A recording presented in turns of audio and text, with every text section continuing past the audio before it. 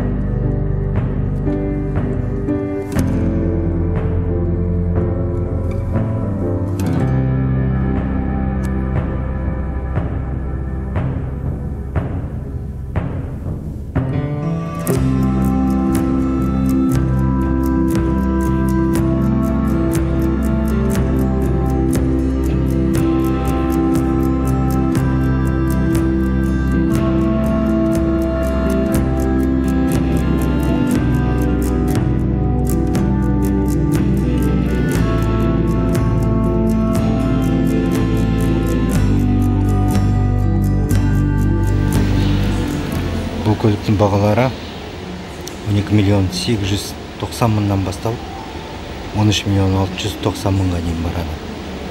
Бейнедегі қарастырып атқан көліктің бағасы 13.690.000.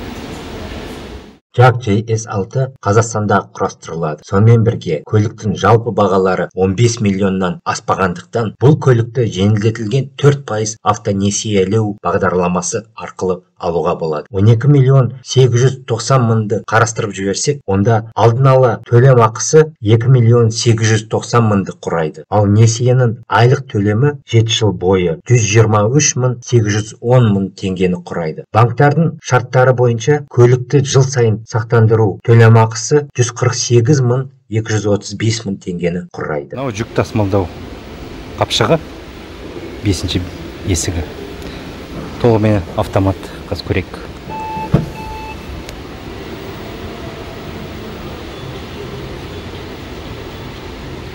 Иә.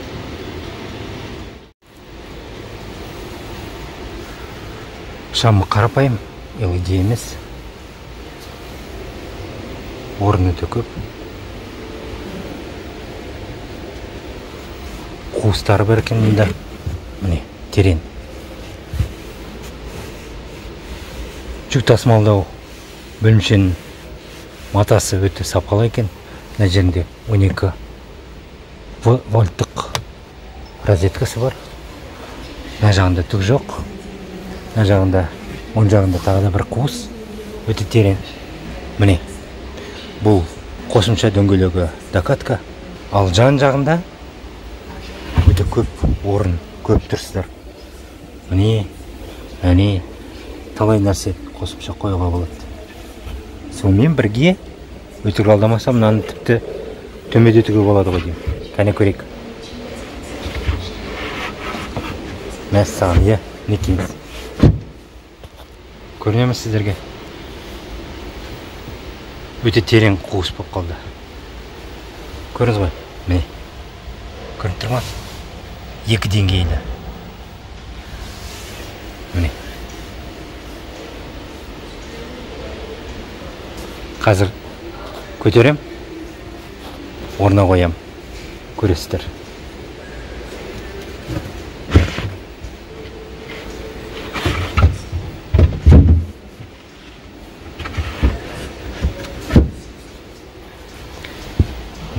Көріңіз ғой, енді біркелкі болып қалды.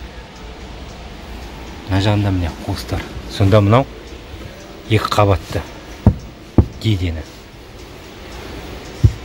Бұл күнделікті пайдалану үшін. Ал жолға барам десеңіз, көп нәрсе тасымалдаймын десеңіз, сонда мына еденді 1 қабатқа төмендетуге болады.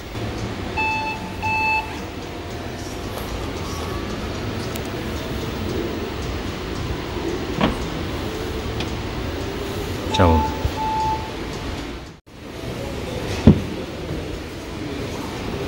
Көріңіз ғой, табалдырықты жауып тастайды екен. Мынау есігі, мына жерінде рәзіңкесі бар, мында да бар. Сонда табалдырықты жабады.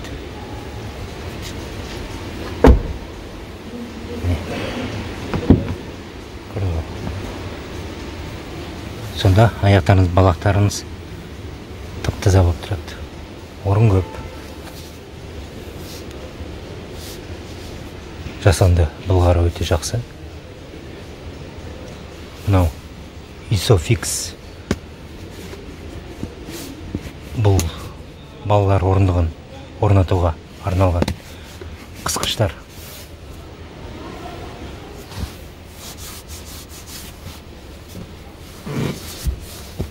Шынтақ қоятын.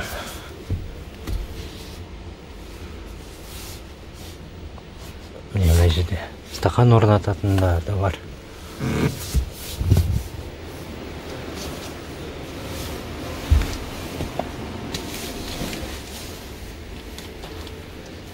Орын көп. Төбесінде панорамалық шатыры бар.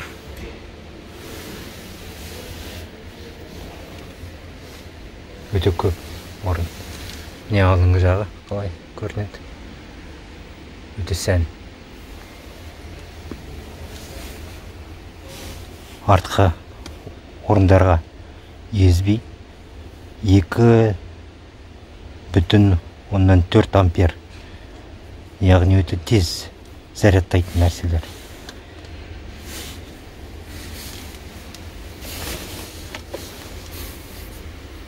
Мынау ортаңғы шынтақ тірегіштер. Ішінде орын көп. Әмбе суытатын желдеткіші бар.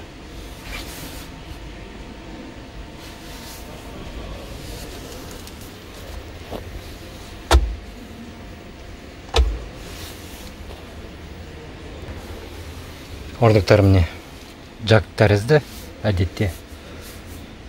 Былайша айтқанда, жак J7-де де осындай.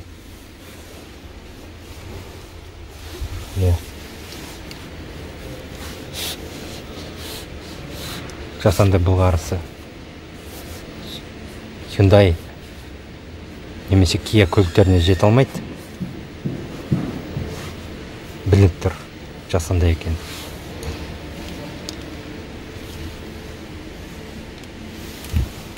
Мына жерде міне LED шамдары бар, көріңіз ғой.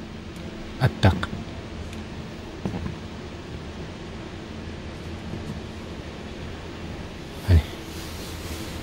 Өте әдемі.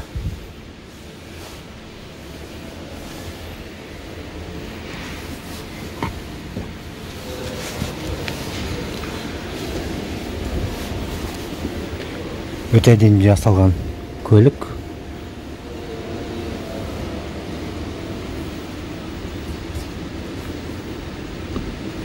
Артқы терезелері толығымен автомат.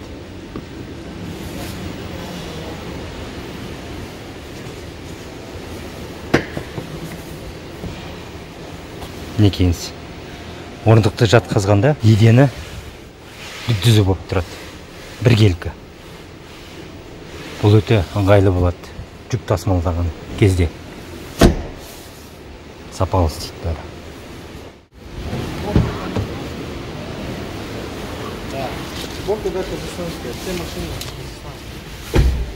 Мәсі. Дисплей полностью. Это уже клем. Шайба. Мынау робот, иә? Именно жақта дисплей тоже өзгереді дизайн.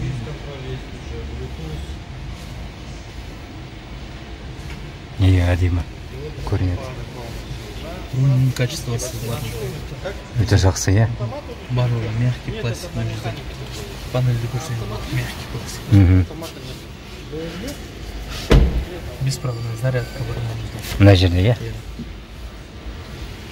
Мынасы өте әдемі жасалған екен, иә? Климат контролі жақсы жасалған, сразу температура. Сенсорлығы, иә? Барлығы сенсорлық. Android Auto, Apple CarPlay, радио, Bluetooth. Дальше мына жақта уже цвет өзгертуге болады, мына жерде міне подсветка бар. Қарасаңыз. Қазір көрінбейді, иә? Жай. Міне. Иә. Бұлай бегающий строка. Ол түнде ғана көрінеді. Міне. Давление в шинах, мына жақта барлығы панорама. Бүгін қарасаңыз бұл панорама. Иә. Ашылады, жабылады. Полностью ашылады полностью. Иә. Бұл көліктің бағасы қанша? 13 миллион 690 болады бағасы. Ал ана 12 миллионда бар ма осындай? Жоқ, оларда жоқ. Одан не жетпейді? Фаралары просто галогенный болады. Диодный емес, мында барлығы светодиодный. Дисплей бар, разница бар. Мына жақта даже свет көрсеңіз болады. Диод. Әдемі көрінеді. Арт жақтан тоже. Иә.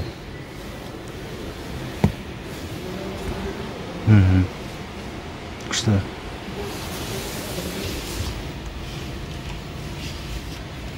Сегіз подушка орналасқан. 8 подушкасы бар, иә?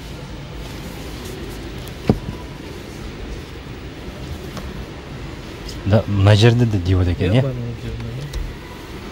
Екі жақтан.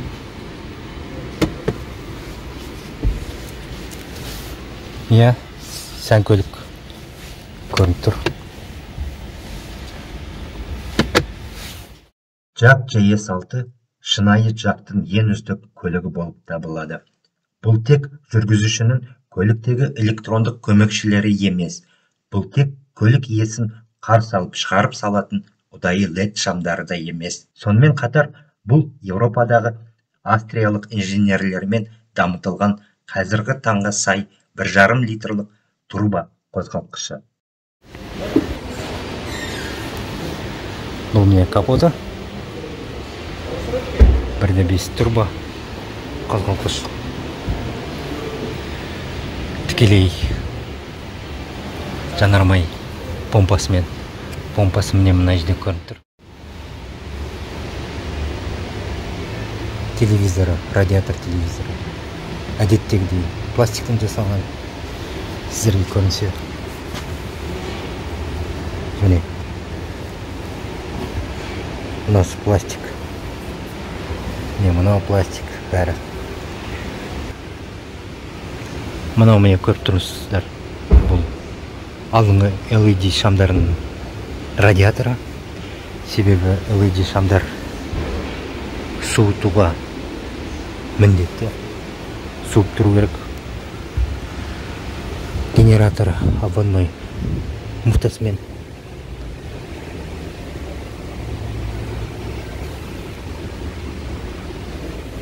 Турбо қозғалтқышы міне бұл муфталары, немене клапандарын ашу, жабу, фазаларын өзгеру муфталары. Бұл яғни фаза регулятор дейді ғой. Мына жерде предохранительдер, мынау компьютер, қозғалтқыштың аккумулятор кішкентай, тіпті қанша 580 амперге, 60 ампер сағатына. Суыту жүйесі, міне артық су бачогы, мынау клапаны. Қазір ашып көрейік, бісміллә.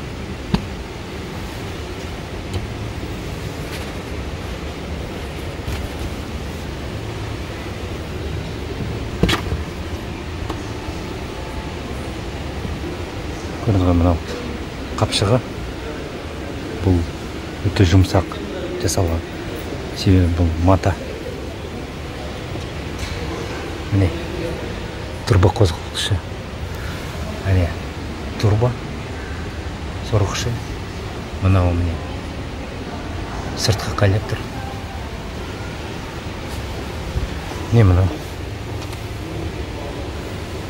помпасы. Көнігі жабылып тұр. Ыстық келмесін деп қозғалтқыштан. Сонда осындай чоқалмен тұр.